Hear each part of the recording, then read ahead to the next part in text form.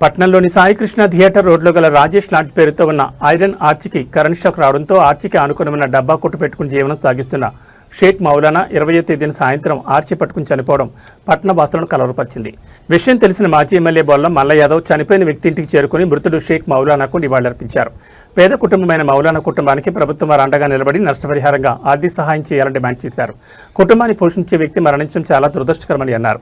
Municipal అధికారులు ఆ ఆర్చికి permission ఎలా ఇచ్చారని, ఎలక్ట్రిసిటీ అధికారులు ఆ ఐరన్ ఆర్చిపై కలెక్షన్లు ఎలా ఇచ్చారని ప్రశ్నించారు. మౌలానాకి వెంటనే నష్టపరిహారం చెల్లించాలని డిమాండ్ చేశారు. ఈ కార్యక్రమంలో పట్టణ అధ్యక్షులు షేక్ నయీం మరియు పార్టీ నాయకులు పాల్గొన్నారు.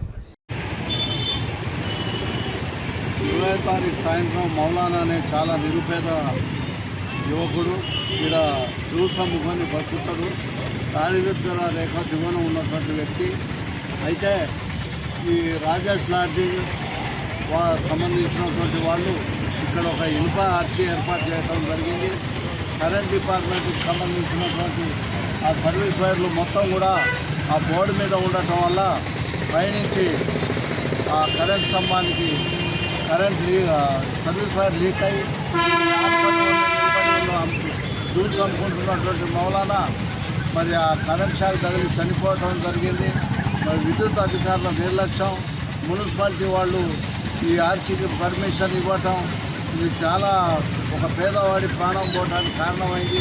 ఇదే కాక ఈ పట్టుకోవటానికి కూడా ఈ సర్వీస్ వైర్లు ఈ పైన ఉండటం వల్ల కరెంట్ షాకులు చాలామందికి షాక్ తగిలి కొట్టాల్లో నుంచి ఉరికొచ్చారు. ఎమ్మటే ఈ నిరుపేద అయినటువంటి మౌలానా చాలా 5గురు సంతానం, మరి రోజువారీ చేసుకొని బతికేటటువంటి వాడు, రెక్కాడితే కానీ డొక్కాడినటువంటి నిరుపేద.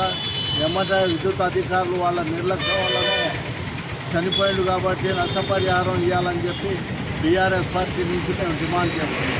మా మల్ల యాదవ్ గారు దీన్ని తీవ్రంగా ఖండించి చనిపోయినటువంటి మౌలానాగా ఎస్టీ రక్ష ఇవ్వాలని చెప్పి కోరటం జరిగింది. నిన్న వారి ఇంటికి వెళ్ళిపోయి పరామర్శించి